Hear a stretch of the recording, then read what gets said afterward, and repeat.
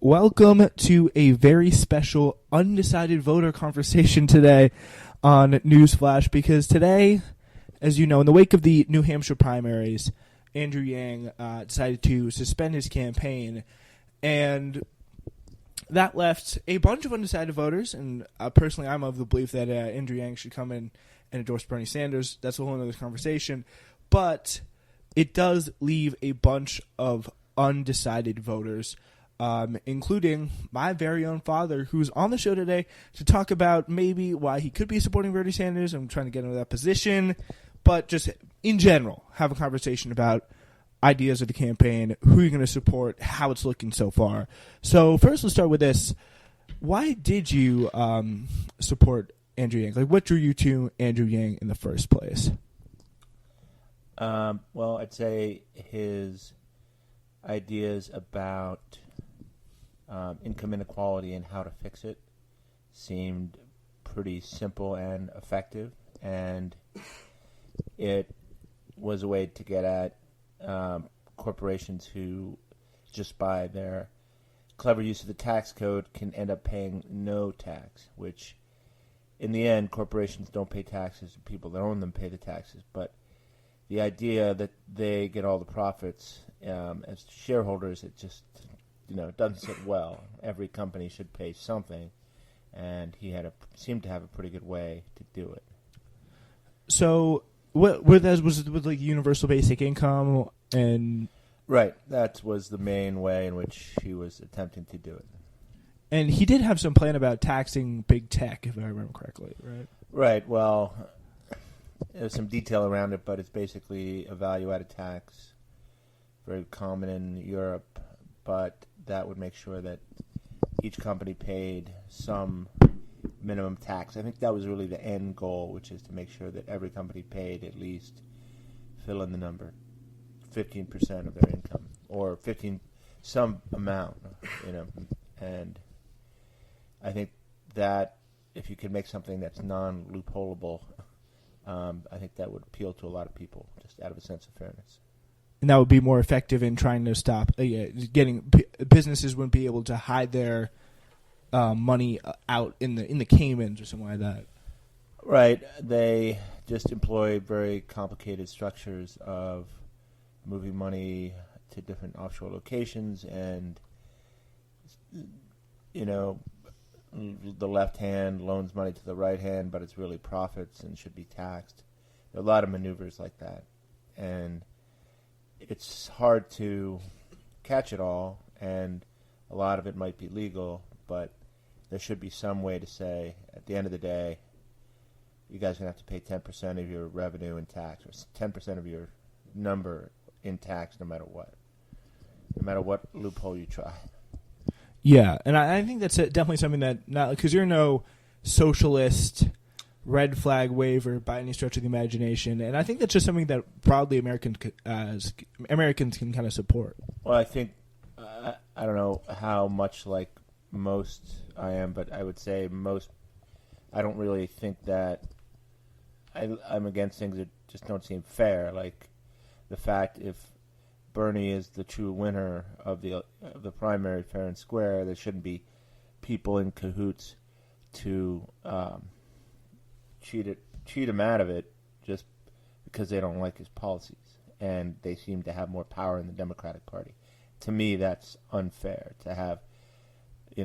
I think a lot of.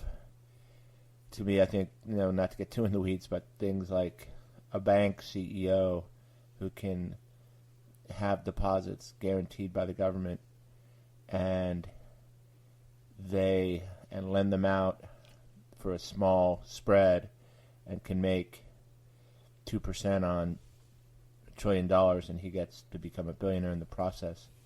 Some of that stuff seems unfair to me, that we are guaranteeing profits and certain people are getting rich on them. Mm-hmm. But competition, I'm all for it. If there's something resembling a level playing field, yeah, let's have that. And when you see that, like you see a lot of what Elizabeth Warren talks about is accountable capitalism, leveling the playing field, some of the stuff you mentioned about just fairness and lack of fairness in the business system. And so, what's your opinion on Elizabeth Warren? Do you think she could be the next possible choice? Well, I think her wealth tax is unfeasible, and I think there's a better way to get at that goal. I don't know exactly I think there's easily you can get into over-regulating businesses, and but I think that, she's in campaign mode and catering to a certain base, so she's probably espousing more regulation than she really believes in. Yeah, I mean, she does have this kind of image of as a technocratic regulator type person. Do you see someone like who you'd be supporting as? Do you want to be the more kind of like technocratic type person, or a more freewheeling ideas type guy? I guess you could say. Well, I think what Andrew Yang had was more of a technical understanding of how things worked, and I think there was a guy that I don't think you really liked that much, was Paul Ryan, who had a pretty powerful understanding of the budget and how the finances of the country worked.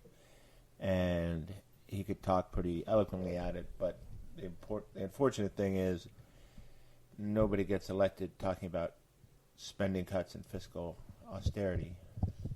And it's hard to gloss over the fact that, the country's spending over $1 trillion more than it's taking in. So at some point that's got to give. So we do have this kind of fun thing about the Washington Post. They did a candidate quiz, which about some of the issues that candidates would agree with. About all different types of issues, not necessarily just finance. And it's updated with Michael Bennet, Deval Patrick, and Andrew Yang all dropping out after the New Hampshire primary, so that could be an interesting starting point. So some gun control advocates have called for a federal registry of guns. If someone buys a gun, they should have to register it if it's an assault weapon, or should not have to register it.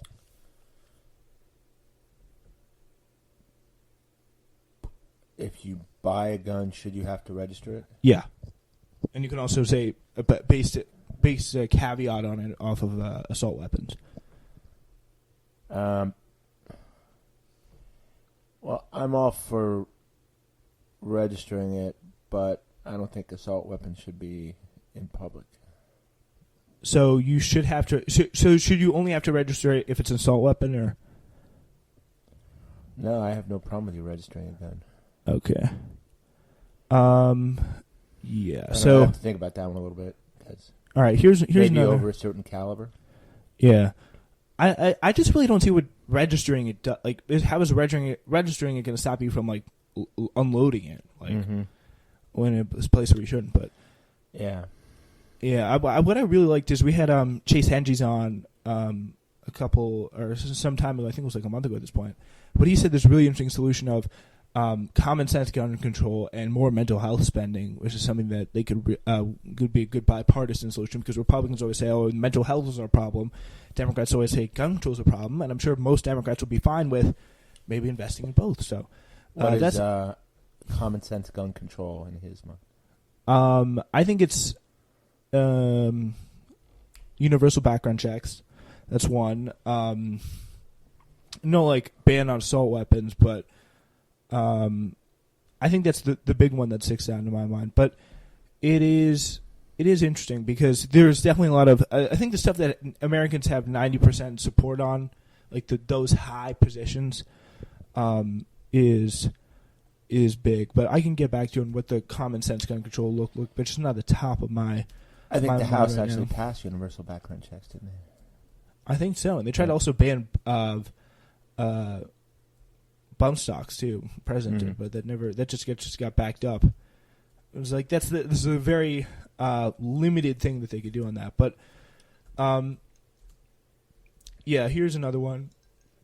Marijuana, recreational marijuana should be legalized federally, be decriminalized, and left up to states to legalize, or remain illegal federally.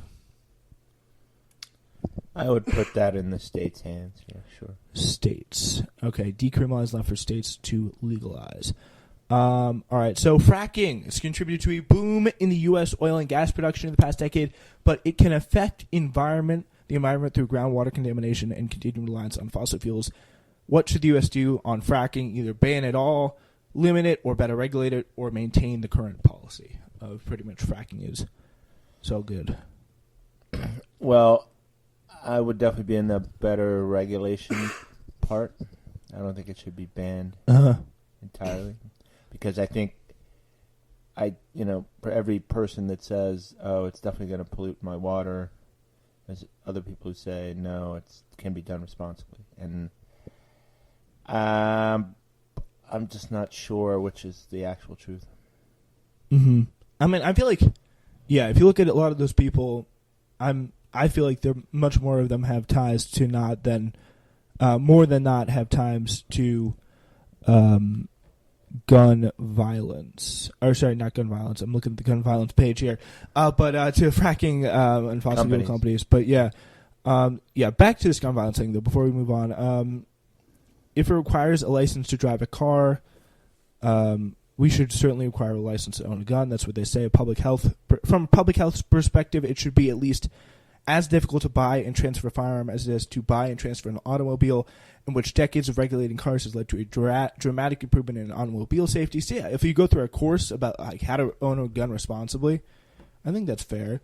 I think it's a 6-point plan here. Change the standards of gun ownership, halve the rate of gun deaths in 10 years, mobilize an urgent and comprehensive federal response, declare a national emergency around gun violence, and announce an audacious goal to reduce gun injuries and deaths by 50% in 10 years, thereby saving 200,000 American lives. Accountability for the gun lobby, name a director of gun violence prevention, generate community-based solutions. So those look like to be some of the big things. Oh, here's a plan here. A multi-step approval process, annual licensing fees for anyone who wants to obtain a national gun and ammunition license. I don't think many people are going to like that, paying money for the guns and all that. So a higher standard of gun ownership, which would start with raising the minimum age for gun possession to 21, a limit of one firearm purchase per month, a prohibition on any and all firearm ammunition sales or transfers, including gun parts, a requirement to safely store firearms, including implementing national standards for locking gun devices, a requirement to report guns that are lost or stolen to local law enforcement within 72 hours. So that's what the March for Our Lives website says. This is the Parkland organization. What do you think about that? It all sounds great. It may be a little too far on some things, but there is no guarantee that any of that's going to stop mass shootings, and that is a real blight on our society. Yeah, I do. I really like so many mass shootings is. I like the idea of the registration. That I think makes a lot of sense to me. But yeah, that we have to do something. Yeah. In the absence of better ideas, I'd say let's try it. Yeah. It's not like the NRA saying, "Oh, here's how we stop mass shooting." All right, so all Democratic candidates support increasing income tax on the wealthy.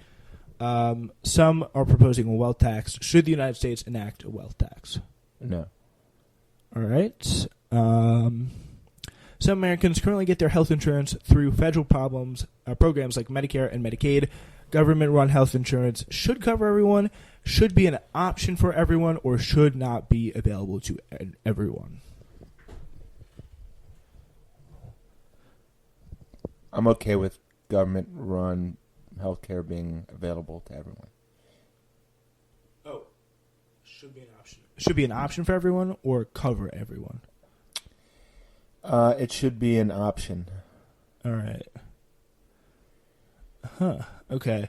So the U.S. should or should not consider a price, setting a price on carbon emissions, such as a carbon tax or cap and trade. 100% yes. But what I worry about that is how that relates to like the everyday person, because should it for corporations who are again the bigger polluters, I say that makes